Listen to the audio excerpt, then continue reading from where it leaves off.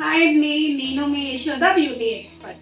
ఈరోజు మనం చాలా మెయిన్ టాపిక్ అనేది తెలుసుకుందాం, అదే స్కిన్ థియరీ. సో ఇది తెలిస్తే మీరు ఫర్దర్గా ఫేషియల్స్ మేకప్ ఏమైనా కానీ రైట్ ప్రోడక్ట్ని పిక్ చేసుకొని 100% క్వాలిటీ ఇవ్వగలరు. సో ఇప్పుడు మనం స్కిన్ థియరీ గురించి తెలుసుకుందాం. The 7 layers of skin. మన స్కిన్లో 7 పొరలు ఉంటాయి. అంటే అవి ఏంటేంటో ఇప్పుడు మనం తెలుసుకుందాం రండి. The 7 layers of our skin.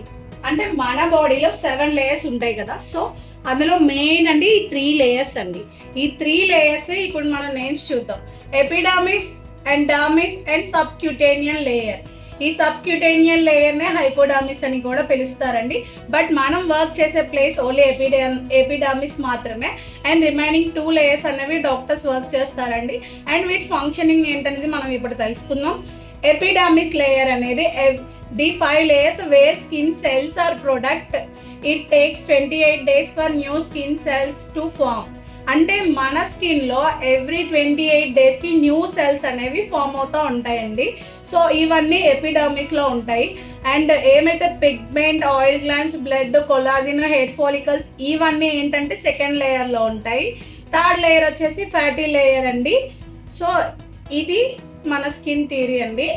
So ఇప్పుడు మనం ఎపిడర్మిస్ గురించి మనం తెలుసుకుందాం, ఎందుకంటే మన వర్కింగ్ అంతా ఎపిడర్మిస్ మీద ఉంటుంది కనుక. ఈ ఎపిడర్మిస్లోనే ఎక్స్ట్రాగా ఒక 5 లేయర్స్ ఉంటాయి కదా, అవి ఏంటో ఇప్పుడు చూద్దాం రండి. ఫస్ట్ లేయర్ వచ్చేసి స్టాటమ్ కార్నియం, సెకండ్ లేయర్ వచ్చేసి స్టాటమ్ లూసిడమ్, థర్డ్ లేయర్ వచ్చేసి స్టాటమ్ గ్రాన్యులోసమ్, ఫోర్త్ లేయర్ వచ్చేసి స్టాటమ్ స్పెయినోసమ్, ఫిఫ్త్ లేయర్ వచ్చేసి స్టాటమ్ బేసెల్. ఇవన్నీ మెయిన్ 5 లేయర్స్. అండ్ వీటి ఫంక్షనింగ్ ఏంటో ఇప్పుడు మనం చూద్దాం. ఫస్ట్ ఏదైతే స్టాటమ్ లేయర్ ఉందో ఇది అయితే మాత్రం మన స్కిన్లో డెడ్ సెల్స్ ఏవైతే ఉంటాయో అవన్నీ ఇక్కడే ఉంటాయండి. సో ఈ 5 లేయర్లో ఉంటాయి. అండ్ సెకండ్ లేయర్ వచ్చేసి స్టాటమ్ లూసిడమ్.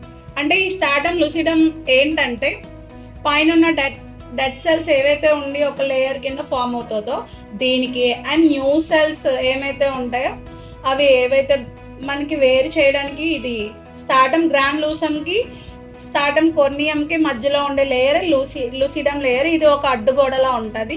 అండ్ థర్డ్ గ్రాన్యులోసమ్ అంటే మనకి కొత్త సెల్స్ నుంచి ఈ పాత సెల్స్ని ఏదైతే డెడ్ సెల్స్ ఉంటాయి ఈ రెండింటిని వేరు చేయడానికి ఒక లిక్విడ్ లాగా జిగురు పదార్థం లాగా ఉంటుంది, దాన్నే గ్రాన్యులోసమ్ అంటారండి. అండ్ థర్డ్ వచ్చేసి కెటినోసైట్స్.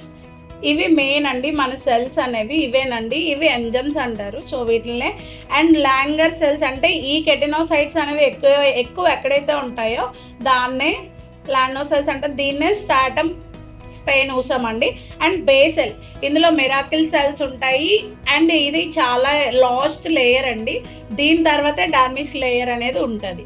సో ఇక్కడ ఏదైతే ఉందో ఇది మెలాస్మాన్ కూడా ప్రొడ్యూస్ చేస్తుందండి. ఇది అనేది లాస్ట్ లేయర్లో ఉంటుంది.